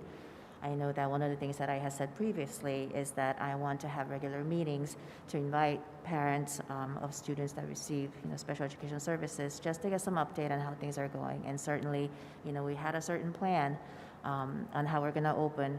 Clearly, we had to make adjustments, and I think we're going to have to continue to make adjustments as we go. So I'm going to do my best to continue to have these meetings every so often so I can get feedback from parents. Julia, is that meeting virtual or live? That'll be virtual. Yeah, absolutely. Either the SEPTA parents or I will send out the invitation. Most likely the SEPTA parents. The president will probably send out the invitation soon. Lastly, I would like to recommend just, because this is something that parents are going to have to do on school nights, every night, just routinely take temperature for your kids as part of, bedtime routine. Just take temperature just to make sure that, they don't have a temperature before they go to bed. That is the recommendation by the doctors, to take temperature before you go to bed and just really keep a close eye on your kids in terms of symptoms because, again, we all have to work together to keep each other safe.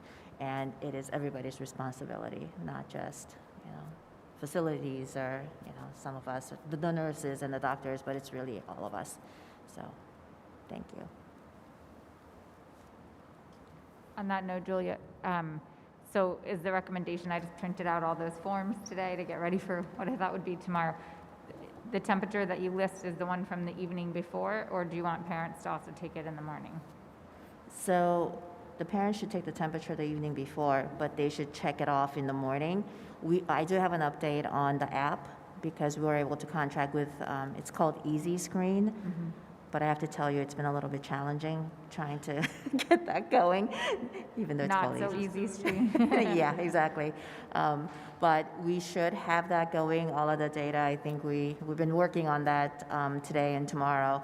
And we should have the training available. So we'll make that available to all the parents, and hopefully we'll be in person on Monday. We'll see. We're going to try to implement the Easy Screen app. So the procedure really should be take the temperature the night before, but make sure that the students don't have any symptoms in the morning, and then check it off.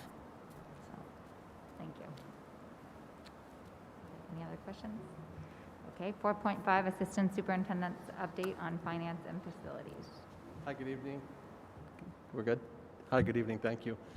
John Condon, our Director of Facilities, is here this evening, and while he sets up at the podium there, I'm just going to run through a couple of quick things quickly. As Vinny mentioned, the Audit Committee did meet, and we discussed our year-end results. They've not yet been finalized because we're still waiting on some final actuarial reports. But we also did discuss the recommended reserve allocations, and they all fell within the guidelines prescribed by the board, and they were the committee had a consensus to move forward with that. So when we come forward to the board, we'll be coming forward with those same reserve allocated recommendations that have already been through to the audit committee. Our safety committee did meet. We talked about how we want to handle our evacuation and emergency procedures in our schools this year, working with our 2 cohorts. Discussions range from doubling everything up to running all of our scenarios twice. And that really was looked at and thought and seen as a real, not really great use of our educational time because of our students. A lot of them already know the emergency procedures. What we're going to do, and the recommendation was, we want to make sure we evenly space out our emergency evacuations so that each of the cohort has an opportunity to practice those evacuations. We know that a lot of it is muscle memory with our children from year to year. However, at those younger ages, we want to make sure that there's a greater emphasis so that our younger students who might not yet have that muscle memory, there's just a greater emphasis.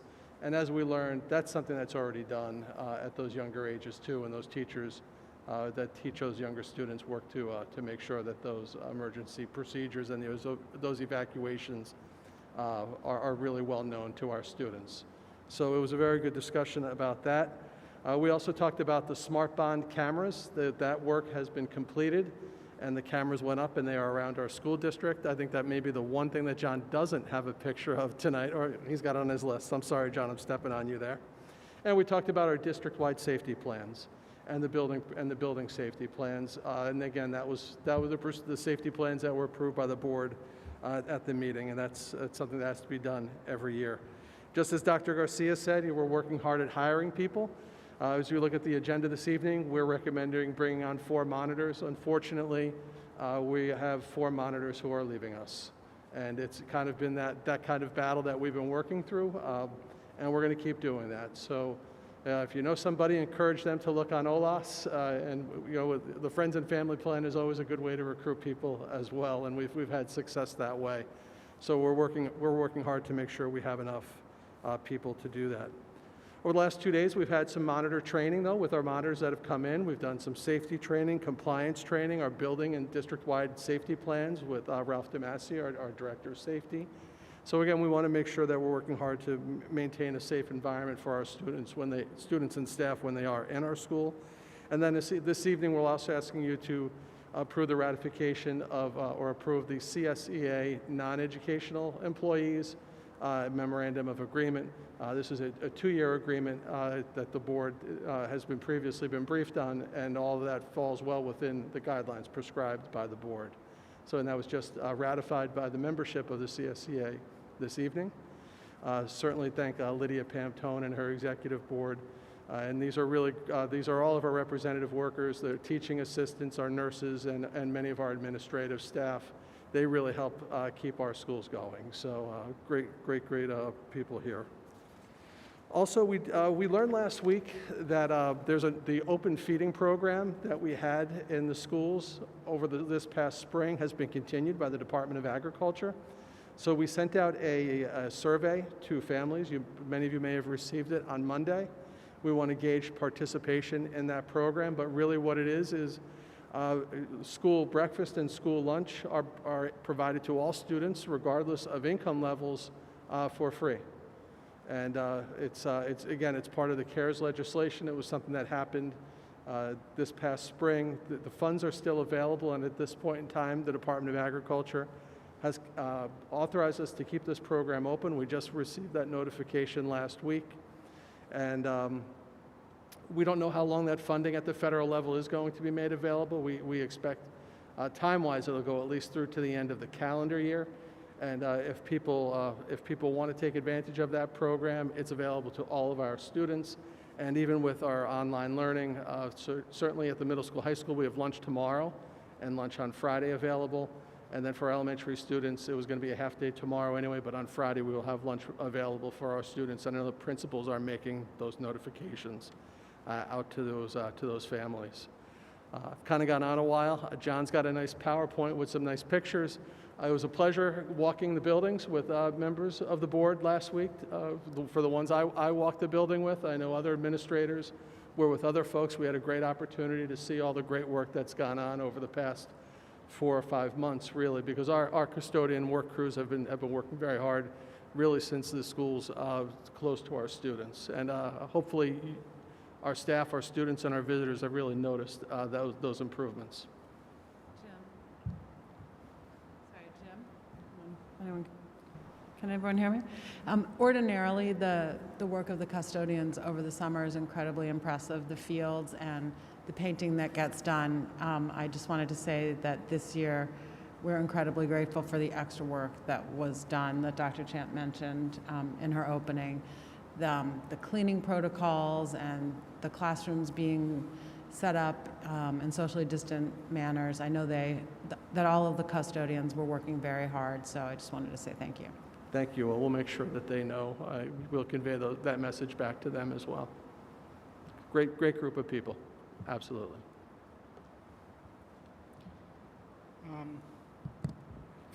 Is it on? Okay. Good evening. Thank you very much for the opportunity to speak tonight. And just to reiterate what you said, I'm very grateful to the staff I have here.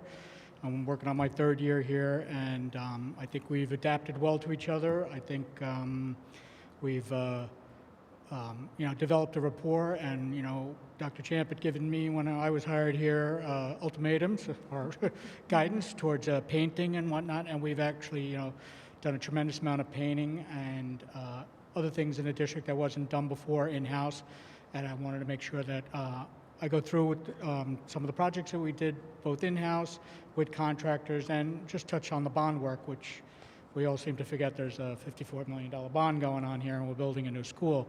Unfortunately, we have the COVID, which is kind of taken over. To your point, we've done a tremendous amount of work with the COVID. The guys have been very responsive. We've adapted, we've changed, we've, fighting for the same limited resources that the other 700 school districts in the state are looking for, and everybody else around it. There's only so many vendors. Everybody wants the same thing, and we're doing everything we can to keep the building safe, clean, and ready for school. Nobody's more disappointed than I that we weren't ready to have kids tomorrow. That being said, I just want to touch base quickly. I don't want to keep you too long, but we've been working since we closed on March 13th, I believe, if that's the date. Correct me if I'm wrong, but we've been through March 13th. My staff has been in. Through April, the whole staff has been in, and we've been working, full shifts all through now, right up to the start of school. With that being said, you're limited in what you can work, who could work together and whatnot, but we've had the ability to, I don't want to do that, but okay, but get things done. We've gotten a tremendous amount of work done, so we've been working all these months, and I just want to talk about, in that time, we've painted 42 classrooms and 5 classroom wings of the building, of different buildings. We've installed, with the plexiglass shield, we installed over 160 dividers, manufactured and installed dividers throughout the district. Mr. Ricky talked about the exterior camera project, which we completed. We've installed drop ceilings and new lighting over in Siwanick School in 3 classrooms. We've installed air conditioning over in Prospect Gymnasium, which is the final of the elementary schools that we promised to do air conditioning a couple of years ago. I have some nice photos here I'm going to go through. Everybody likes before and after, so I try to set it up that way, and nobody wants to hear me talk anyway, so that's all right. So here we go. So here's down at Glover Field. As we know, a part of the bond project that was going on, we went through with the bond project. Right when this COVID hit, the bond project was basically starting. We had some balking from contractors, just like everybody else was nervous.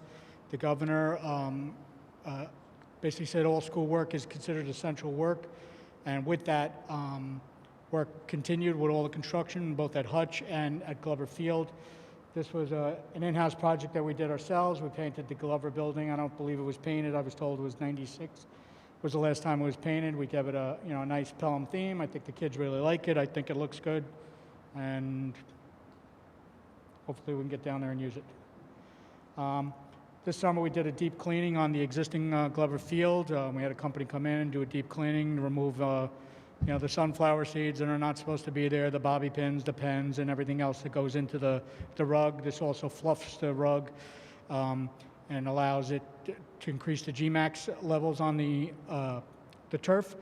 It allows the turf to last longer. You'll get more life out of it. We should get 12 to 15 years out of this turf, and the more we take care of it, and the better we treat it, the longer it's going to last. And that's my intention with this. This was a track, down at the track. If you could see on your left, I don't know how well it shows up here on the screen, but we basically had this professionally cleaned. We had a company come in and clean it. And you can see it's night and day. I can share this video. I guess we can put it up later. And we also had all the lines repainted, so it really looks brand new. We had a couple little imperfections in the track we had patched. So the plan being that this track and the turf will last the same time as each other. So we're trying to lengthen out the longevity of the track. I think it looks fantastic. I think much better than I thought it was. This is over at Siwanoy School. If anybody's ever been to Siwanoy School, it's the land of red paint. This was a process we got in. We basically had the floor scarified. We had to remove the 15, 20 years of paint. Every year it was repainted. The custodians had to paint everything, including stairs and everything else. So this machine and other handheld machines were brought in. You can see the layers of paint here that were removed. And the picture on the right is what Siwanoy's hallways look like now. All the hallways were painted as well. Door frames were changed over. We kind of got rid of the red paint theme in the district. It was over in Colonial, it was in Hutch, and it was in Siwanoy, and we're trying to kind of move ahead. We have floors. It's a much more bright. We're getting very positive results back from the teachers. They're very happy with it. We also capped all the stairs. We repainted all the baluster, sanded down, and I believe it's rosewood stain on the banisters that Mr. Klein was picked out, and I think looks great. Same thing over in Colonial, so I want to make sure I know that those Colonial parents, the same situation with the red paint. That is all now beautiful new tile floors and all capped steps. It looks fantastic. Nurse's room over at Siwanoy. This is in-house project. We did ceiling and lights in here, and also in the former makerspace, which is a library swap. This is getting all new furniture. Actually, it got delivered today. This got all new ceiling and lights, again, done in-house. We did one other room in Siwanoy, again, in-house staff. We carried that same color theme with the floor, with a little modification into there, which looks pretty sharp, I think. New paint jobs, of course. Prospect Hill, this was the air conditioning over there, so you could see the 2 units up at the top right, and there's 2 more left and right, kind of out of your picture that were added in. The equipment's basically out by the new by the basketball courts, which you could see. So we have nice, lovely air conditioning in there for the gymnasium, or gymatorium, as we like to call it, or cafeteria gym, right? So at least the kids have an air-conditioned space, which was promised. This is in the middle school. Again, another in-house project. This was actually done all by custodians. The mechanics were elsewhere. There were 2 rooms in the middle school, which were computer rooms above and below each other. We demoed all the countertops that were in there and counters in the middle, pulled out the electric, pulled out, I believe there was no plumbing here, all the electric, patched the floors, patched the walls. This was all done in about a 4-day process. These guys turned these rooms over in 4 days into a classroom. They're very big, bright classroom spaces now to be used for anything, I guess, instead of being locked into a computer room, because I guess the children use Chromebooks now, so. Amazing what changes in 16 years. 314, we started some projects over there. We had to do ADA compliance, so we put new sidewalks and ramp. There's a ramp new on the side. We started with the HVAC work and the electric work in there, but that kind of got put on the back burner for all the COVID items that were going on, which we plan to resume. I was hoping to start next week since school was going to be opening, but we'll see. Over at Siwanoy, a little project we did over here, if anybody remembers the red wood chips out there that your kids played with and threw around. you know, I saw a picture that was in the outside the superintendent's office, and it shows the front of Siwan, I guess when it was a high school originally. You could see grass growing out there. I wanted to get grass growing out there again. I had somebody when I formerly worked at the parks that made a comment. You mean if you water it, it'll grow? So we water it. We put an irrigation system in here. We got rid of the wood chips. We now have grass growing out here. I'd like to do an additional project, perhaps with the Pelham Preservation Society or maybe with a Boy Scout troop, to replant the front, get rid of these old tack bushes, and add a little spruce of color, which we did out in front of the high school. I think it looks nice. And we've gotten very positive results back, comments back from that. Down at Glover, you know, obviously we did the turf down there, but we also did some paving. We added some additional parking. When you came in on the road over there, we widened it out. We patched in the road where it needed to be. With that add and restriping and changing the striping that was there, we added about 17 spaces down there, so we increased parking by about 30% in that area, in addition to the area over by the Target lot, as we call it. We got rid of the irrigation for the new turf. It doesn't need as much water as we thought. Sorry, but we took that irrigation and we brought it south. We irrigated all the islands all the way south, all the way past the bleachers. So everything, all those, there's a 9/11 memorial over there for a resident. All that has water right now. We're also working with the Pelham Preservation Society, which is again put on the back burner because of COVID. We hope to do something in the fall when we get into planting season to plant these areas. So we're ready for irrigation and we could support whatever we want to plant there. But it's nice to see, you know, green grass in these spots that the kids just used to, you know, walk through. This is looking north, the same islands which are all planted now and grass growing. This is a little earlier in the season, but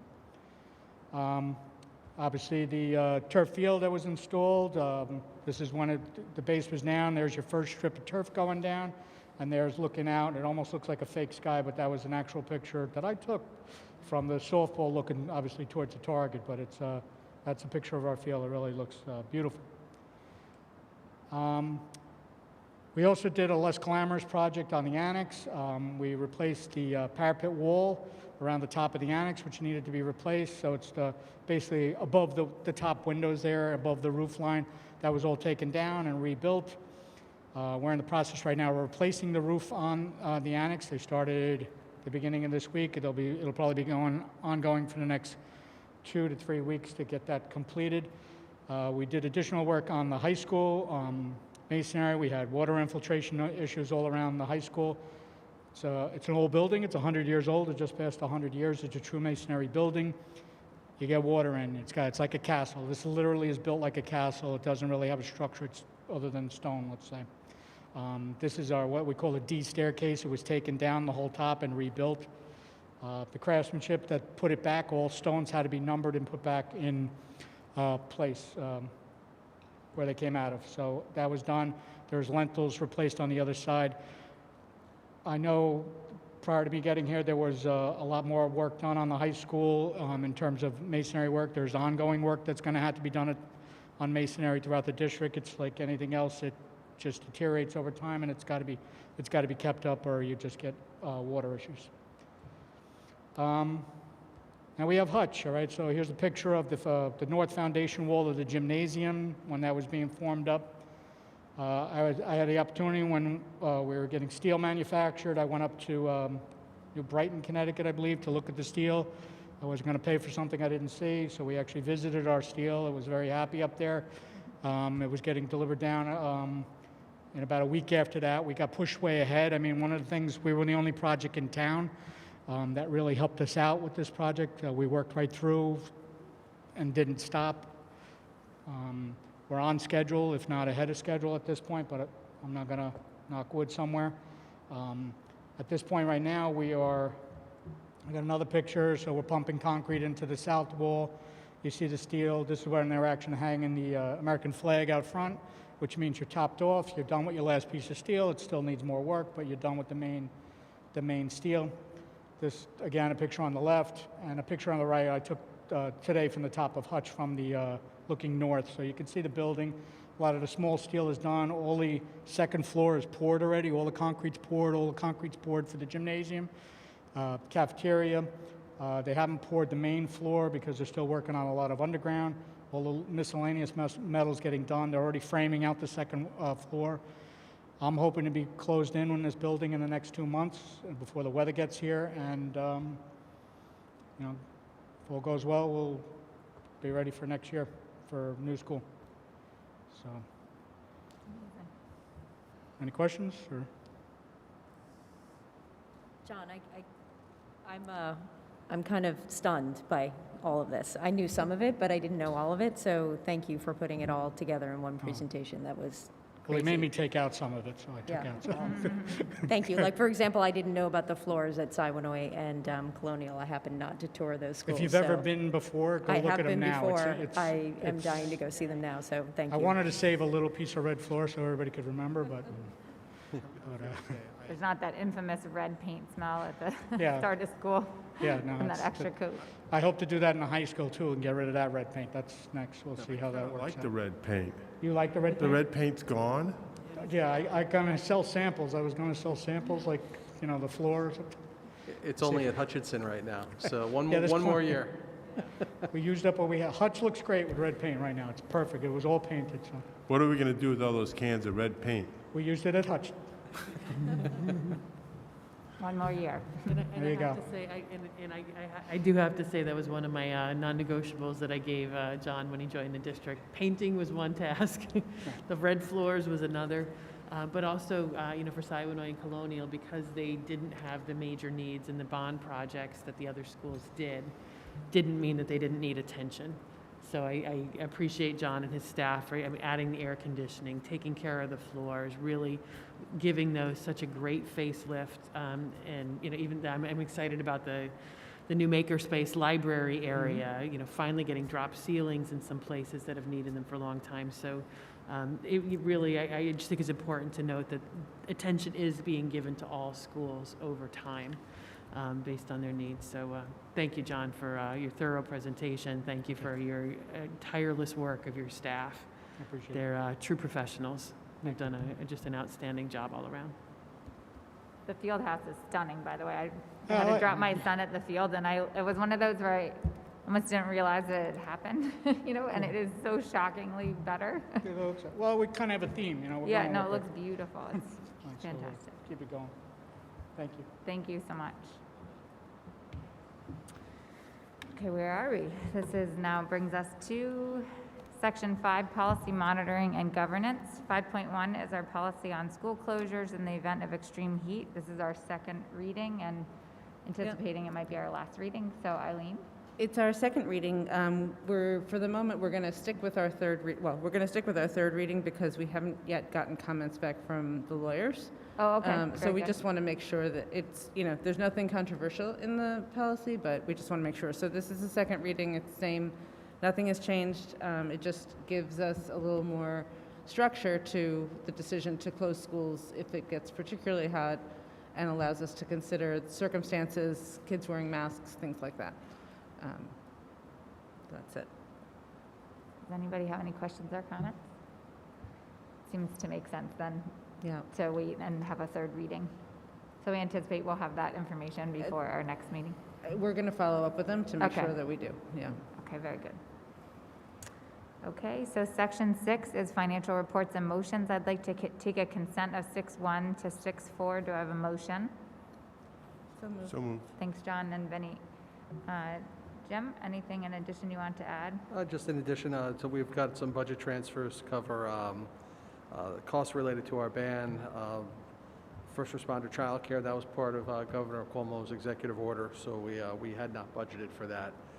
Not a huge participation, but just something that we have to make sure we cover. And then transfer of funds from our contingency to cover PPE and other cleaning supplies, COVID-related. And we are tracking all of that. We're making reimbursement requests to FEMA for those eligible costs. So we made our first request, and we are tracking it. Some of it's not, a lot of it's not eligible, but some of it will be. We're also in this approving our Board of Education meeting schedule. Yep, I was just going to mention those. We do have for your approval tonight dates for the rest of the year. I know we were not able to have our normal retreat meeting back in August, so we're doing some of this work a little bit piecemeal, but thought it was important to get those boards dates approved. Additionally, 6.1, I wanted to mention as well, you may remember back in the spring, we had a similar resolution, given COVID and given the desire to minimize students going out and potentially and being in contact with people above and beyond what their normal daily life would allow for them. We are asking the board to waive the community service requirement again for this school year. Remember, we did that in the spring of last year, and heading into this year, we wanted to proactively put that in place as well, given everything else that's already on the plate. That would be for this calendar year. For this calendar year, yes, in the hopes that once we get past this year, we can then resume, I think, because we very much do value that and want to see that continue. Any questions or comments?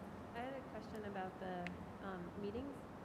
It's kind of minor, but in the past we'd designated board meetings and board workshops. Are we Work sessions, yes. work sections? I mean, I noticed all of these were called meeting. I didn't know if there were Yeah. some that were going to be more workshop type sessions and others that were more focused on business meeting, or if we're going towards a model that is Yeah. both. At this point, I'd say since we hadn't had time to talk through it and don't know how this year is going to Yeah, of unfold, course. we at least wanted to get the dates designated. But absolutely, I'd say if there are particular topics that the board would like to have some work sessions on, we're absolutely open to that. So that's something that we can have some further conversation about, and certainly, and actually, when we get down to new business, I was going to bring up another, a number of the other items that we typically look at, like goals, et cetera. So we're certainly open to adding in some work sessions. Thank you. Very good. Any other questions or comments? All in favor? Aye. Any opposed? Any abstentions? So section 7 is new business. Okay. Yeah. It's a little bit out of place. Normally, I think we I have know, it I a was little thinking later it's on. coming a little early tonight. It's Not I'm that it's sure it early just got right now, moved. but. So yeah, I shared just some drafts with the board last week of some other items that we generally are looking at this time of year. We have slated to approve these at our next meeting, but certainly wanted to take time to just talk about them a little bit in public. And that was the goals, the board goals for the year, communication protocols that we adopt every year, and then committee assignments. So what I forwarded to the board was, to a degree, kind of a rollover of what we had for last year. I know we were able to spend some significant time last year planning for these things. So with our goals, you'll recall from last year, the first 3 goals really are reiterations of the strategic plan focus. So those are directly aligned to our plan. And then last year we had added in, actually these are really similar to what we've had in the past number of years. Responsible budgeting that manages the district's short and long-term finances in a way that preserves and balances program, staffing, and operational efficiencies. A goal related to our implementation of the bond projects as well. And then a continued goal of revising and reviewing district policies, which again, Eileen has been very prolific in our work there. So I put those to you as a suggested starting point. I didn't know if there were any thoughts or reactions based on those. Just one thought. Given that we're going to be dealing with COVID for probably 3/4 of the year, maybe we should have something in there regarding that. You read my mind. I think it's relevant. I know we approve new goals each year. Not that we want to always be reinventing, inventing new ones, but I think it's very pertinent to have one specific to the type of school year that we're facing. I know we worked hard to streamline our goals, so I don't know if it would necessarily replace another goal or if it would just be added on this year. Yeah, I mean, certainly we could put those first 3 together, being that it could be implementation of the strategic plan, as opposed to sorry, back away from the microphone. Could be implementation of the strategic plan as the goal, as opposed to the 3, and then add in a COVID-related goal. And just for clarification on the COVID goal, what elements or focus would you like to see to that type of a goal? I just feel like it's going to be taking up a lot of our time. So we might as well make it a goal. Yeah, survive it. And I should add, surviving the COVID. That's the goal. That's pretty simple. I did share with the staff on opening day. I kind of along those same lines. I think this year is definitely going to be dominated by that. So, even in terms of our strategic plan, we tried to really simplify it and really shared with them that two goals this year. One is to create physically and emotionally safe environments for our students and staff that allow them to be their true, authentic selves. So I think bringing in elements of the whole child, elements of cultural competence, and with the authentic learning setting of what we're in. So creating that kind of environment is task one. And number two was survive the year. So I think that goes to the COVID point. Well, I guess I wasn't being serious, but to me, the goal is to provide the highest educational product we can, given the circumstances, in whatever form it takes, whether it's hybrid or remote or In the in context person. of the safety and well-being of our students, staff, and teachers. You know. I'm sure you can put it more eloquently than We'll that. wordsmith something together there. Okay. Okay. Yeah, I think it's like I don't mean to hog the mic, but I do think it's, as we've wrestled literally through the last 6 months, it feels like this tug and pull of like trying to continue to keep the ball moving. You know, I was feeling this tonight when we heard this presentation, this amazing presentation, you know, moving the ball forward, pushing the envelope in terms of education for our students, continuing our initiatives on the strategic planning level, and yet constantly reacting to this moving target of a educational system that we're trying to manage as well. And I think it's a balancing act, right? And it's sometimes one goes in front of the other, and then you have to pull back. So I don't know if the wording has something to do with managing both, or you know, being mindful of the district's initiatives. I'm mindful of what Julia was saying when she spoke a little bit earlier. I don't know if anyone can hear me. That to John's point, that we will be dealing with COVID this whole year, but I think that we're dealing with COVID with our strategic plan in mind, and an important part of our strategic plan is the wellness of our staff and students, and that seems to be right now that we really need to focus on the emotional well-being of everybody in the district, and maybe that's the priority.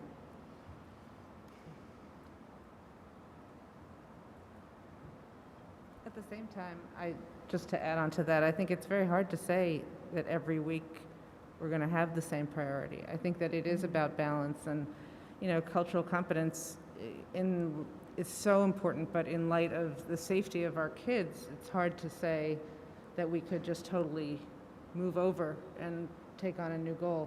So I do think that maybe the goal needs to talk about balance and, you know, keep juggling all the balls. That sounds good. It's a good thing our strategic plan was meant to be a living, breathing document that could be amended as you go. Yes, and I'm very much appreciating Judy Wilson's wisdom of setting an 18-month timeline Not knowing for the those initial pandemic was steps. Yep, I know. We're right at that 18 months, and nobody could have predicted that this is where we'd be. So, okay. All right, so thank you. So I'll craft something and get that out to the board. The board communications protocols, I think these are ones that we've used pretty consistently for at least the last 2 years. They seem to, from my perspective, you know, have been effective in, you know, from as far as myself, I think as far as the cabinet as well, and related to building administrators, et cetera. So any questions or thoughts on those? No, I think the only thing I would think that we would want to reiterate, can you guys, good? Okay. One thing that we'd want to remind ourselves of is the prevalence and some of the dangers of reacting to social media in real time. I think we're probably all going to experience that tonight when we get home, but I think we as board members need to remind ourselves of, you know, the place that should hold, and how we react to it. Mm-hmm. Well, and along those lines, I really appreciate, I know in these protocols it talks about public comment, and I really appreciate the public's engagement in this process. I've mentioned it a couple times, but, you know, receiving more public comment, that's the healthy place to direct the comments and concerns versus social media. So if the comment has concerns, that's probably the best way to direct them towards the board or the district, is to reach out. I would say and attend our meetings, but right now we're trying to be mindful of social distancing and how many people we have in a room, so to continue to submit public comment if you have questions or concerns. You know, and actually, Jessica, that reminded me, I did want to mention tonight, the reason that we are meeting in this format certainly is to be present in the schools again, but also to minimize the number of folks in the building out of respect for the, sanitizing of the spaces and the work that the custodial staff has to do. So we're, I guess, as you said, it's appreciative that we can kind of have a hybrid meeting now where we're in person, but we still have the opportunity for folks to participate through email. So I think that's just a great point. Any others?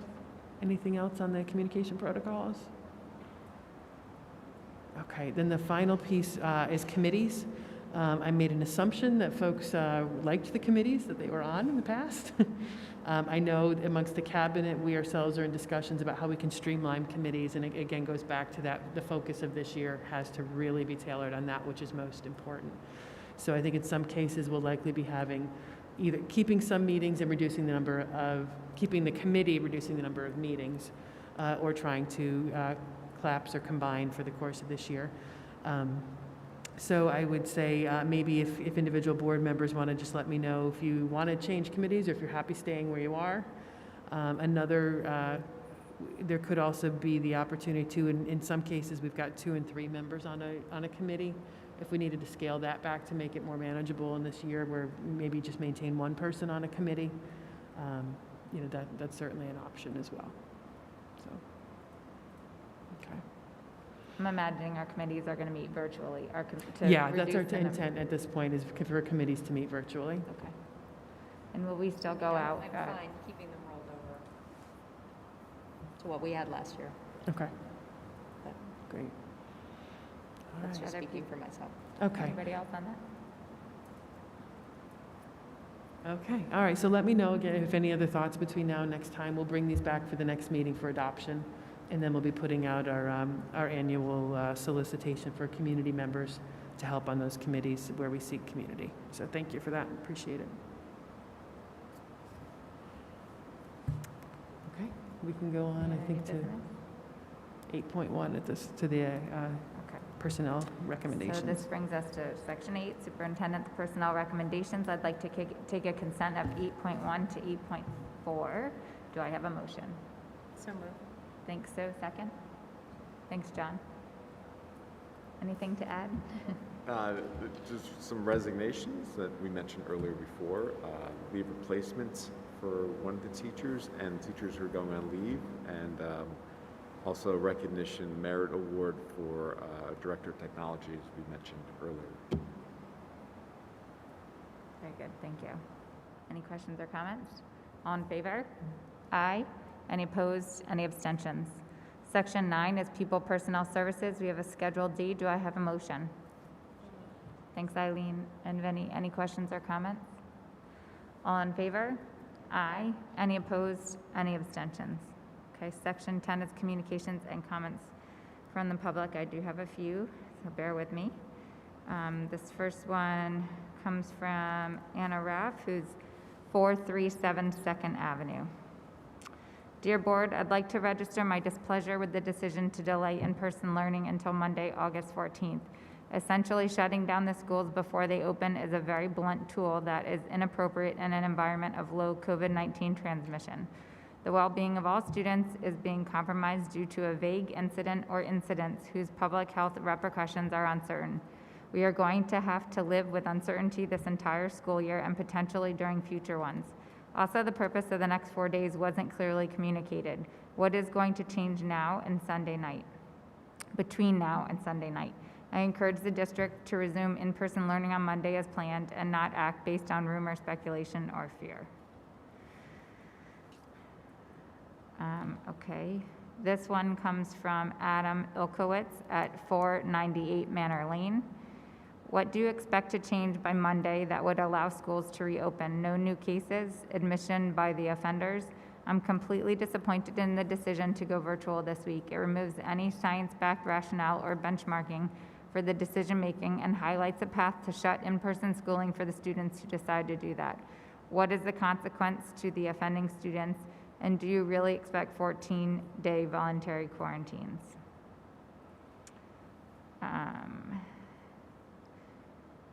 This comes from Jessica Galacciotto.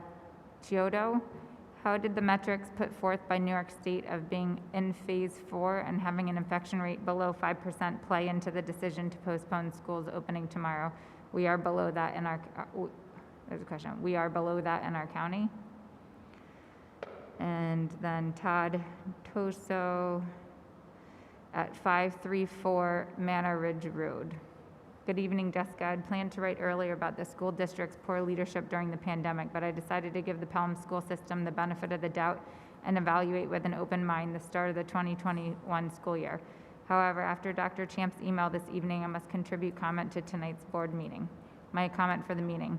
For a district to blame young teenagers for denying children ages 5 to 18 of a proper education is not acceptable. The school system has done little to nothing to help its students learn and progress over the last 6 months, and it's extremely disappointing to see this trend continue into a second school year. If the gatherings of teenagers is enough to derail the entire school system's plan, then the plan was not credible in the first place. This school district and its leaders are hurting this town and, most importantly, costing its youngest members a proper and full education. I implore you and the Board of Education to begin to hold the leadership accountable immediately. So, thank you for submitting comment. I hope you are also able to tune in and hoping for some more answers over the course of the next couple days. And we hear you. As you said, a delicate situation for certain. Okay, so this brings us. Madam President, would you entertain a motion to adjourn? I would. Do I have a second? Thank you, Leah. Any questions or comments? All in favor? Aye. Any opposed? Any abstentions? Thank you.